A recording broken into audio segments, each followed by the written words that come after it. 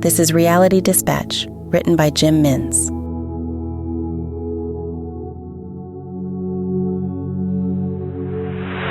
The battery was from an old Toyota, a gas guzzler, so it was easy to clip cables and draw the power. Factories lined every inch of square land in the area where he resided, and he had come across an electric car manufacturer a few blocks over. However, that technology was too advanced to siphon what he needed. He couldn't remember how long he had been in this part of the world. He knew it was somewhere in Asia. He was hoping for China. He did not understand the language that adorned the walls and street signs. It had taken him many nights on horseback, riding from Nice to get this far east. 2 horses. He made a point that burying the first for the animal's dignity was a virtue that still carried weight for him. When the second had collapsed, by that time, his faith that civilization would re-emerge and restore what had existed had faded. He left the carcass to rot on the side of the road and continued the rest of the months-long journey on foot. He wasn't sure what he was looking for.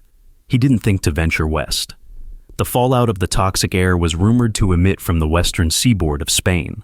Instead, he traversed as far east as he could, a part of the world he had never laid eyes on before. He survived the journey on a diet of rats — he was accustomed to hunting — and pineapples.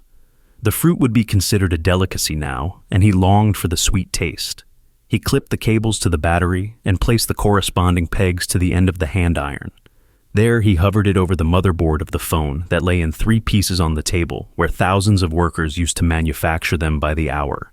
He delicately soldered the portions that he believed matched up based on the incisions that were present. He planned to get the phone into some form of working order, and perhaps it could show him a website or two. Maybe there was life beyond Europe, beyond Asia, where society still functioned and the internet was able to thrive. He needed to know. He was delicate with melting the wires that were to glue the motherboards together. He sniffed back a humorous memory when he used to own as many as 3 of these devices at a time, one for the guys, one for the girls, and one for work. He prided himself on his ability to purchase the latest iPhone upon release. He estimated he had owned at least 150 smartphones since their inception. Now, he sat in the ruins of their birthplace and tried soldering a signal from a piece of old wire fence. The metal melted and he took that as a sign of hope. He did not know that any of his actions would have any effect on bringing the phone to any state of working order.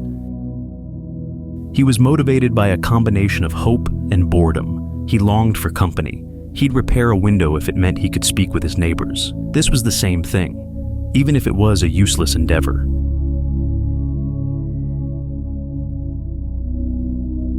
For more stories of fact-based fiction, head to jimminns.substack.com.